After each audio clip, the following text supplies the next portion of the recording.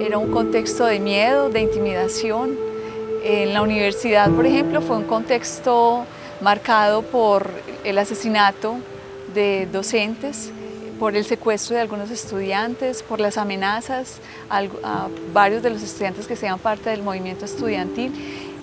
Fue, digamos, el florecer de grupos paramilitares, la instalación de algunas milicias guerrilleras en la ciudad, y bueno, la arremetida del Estado pues también, digamos, muy ligada al paramilitarismo, pues en contra de distintas expresiones alzadas en armas, pero también en contra de expresiones sociales y políticas que estaban en la ciudad.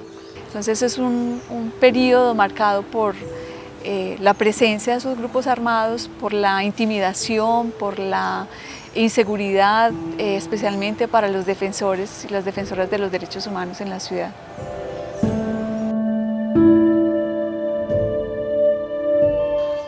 Las AUDEA pues aparecen en el 98, son, digamos, las más agresivos en términos de la principal modalidad de agresión tal vez que hubo en esa segunda parte de los 90, que fueron las amenazas, pero además de la intensidad en la comunicación hay un viraje también un poco en la calidad de los textos, en cómo escribían, ¿no? Con una pretensión de escribir bien, de cierta rimbombancia, incluso un poco exagerada, ¿cierto? De utilizar términos, pues, o de tratar de posicionarse como universitarios que discuten la universidad y lo que pasa en la universidad también desde el punto de vista ideológico del paramilitarismo y de la ultraderecha, ¿cierto? Jesús María Valle es una persona que nació en Ituango, un pueblo humilde en Antioquia, un pueblo sencillo, y Jesús María Valle nace en un hogar sencillo y humilde.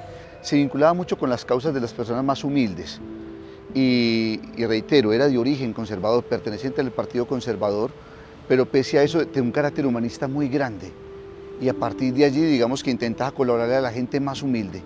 Entonces llevaba casos incluso muchas veces a muy bajo costo o sin costo alguno para campesinos como tal, y digamos que fue una persona muy comprometida con la promoción y defensa de los derechos humanos en Antioquia. Cuando Ituango se convierte en un territorio, digamos, como muy atractivo, porque posteriormente se iban a realizar algunos megaproyectos allí, Jesús María Valle empieza a denunciar todos los vínculos del paramilitarismo con el ejército y a denunciar la manera como estaban patrullando conjuntamente en los territorios de Ituango. Y cuando luego Jesús María Valle denuncia esta connivencia entre paramilitares y soldados de la Cuarta Brigada, es que el general Ospina, comandante de la Cuarta Brigada, se queja y dice que eso es falso. Pero Jesús María Valle se reitera en sus denuncias y para ello presenta las pruebas de los heridos que se entraron ese día al hospital de Ituango. Lo empiezan a señalar, y posteriormente lo declaran como enemigo de las fuerzas militares. Eso casi que fue lo que desencadenó el asesinato de Jesús María Valle. El 7 de febrero de 1998, en su oficina, ese día ingresan, en los testimonios que hay, estaba su hermana trabajando junto a otra persona en la oficina, ahí en Ayacucho con Bolívar, en el edificio Colón.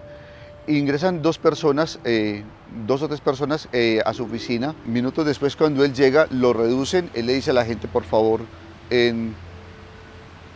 intenta colaborar con las personas que lo retienen para que no le hagan daño a los demás, y posteriormente es asesinado con varios impactos de bala en la cabeza, con una pistola con silenciador como tal. Gustavo Aranda era un líder estudiantil que desde los años 80 en instituciones de secundaria empezó a generar pues unos liderazgos con el estudiantado. Gustavo era muy cercano a Jesús María Valle Jaramillo, era su auxiliar o le ayudaba pues como haciéndole mandados y tareas de esas, y en esa cercanía también parece ser, y lo dicen los cercanos de Gustavo, él se impregna un poco de ese discurso, y más que ese discurso, esa reivindicación de los derechos humanos, ¿cierto? Se hace a esa bandera. Por su liderazgo y por su visibilidad, y también por su discurso que era muy fuerte.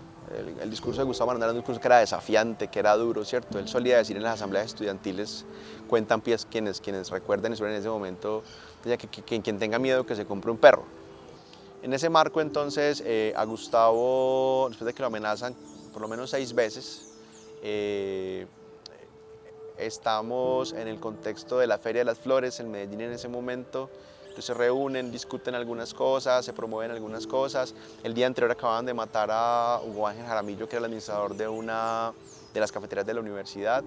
Y Gustavo va de la universidad, pues, y efectivamente va con 3 personas más. Lo aborda una camioneta, ¿cierto? Y le propina, si recuerdo bien, 13 disparos, ¿cierto? La persona que iba con él, junto a él en ese momento, que además pues, le rozaron las balas, literalmente le rozó una bota, en fin, dice que la persona que disparó fue HH, que ella luego lo vio en televisión, ¿cierto? Y supo que era él. Ese es el tipo que mató a Gustavo, ¿cierto?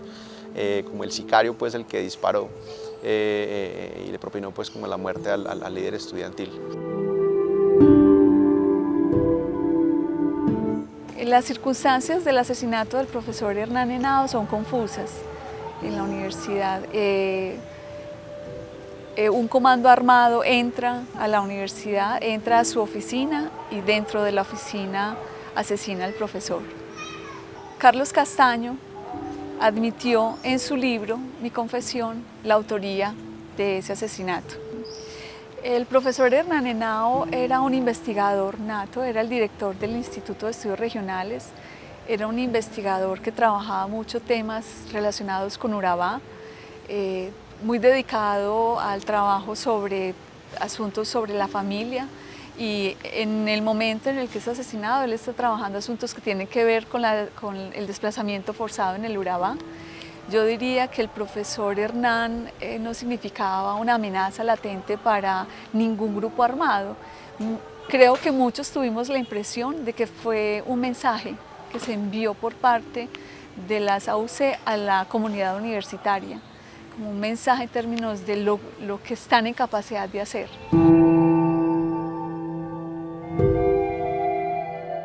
La desbandada sí fue muy fuerte, ¿no? La gente se fue, se inmovilizó en buena medida, bueno, ahí hubo una afectación muy fuerte en los primeros años. Ya luego pues hay una retoma en la lucha estudiantil, en la movilización y todo eso, pero ya, si bien con el legado y el recuerdo de Gustavo Marulanda, ya con un contexto distinto y una distancia frente a esa realidad. Pero ¿por qué es importante que hoy hablemos de memoria en la universidad? Porque también y lamentablemente hay un lugar para el silencio en la universidad.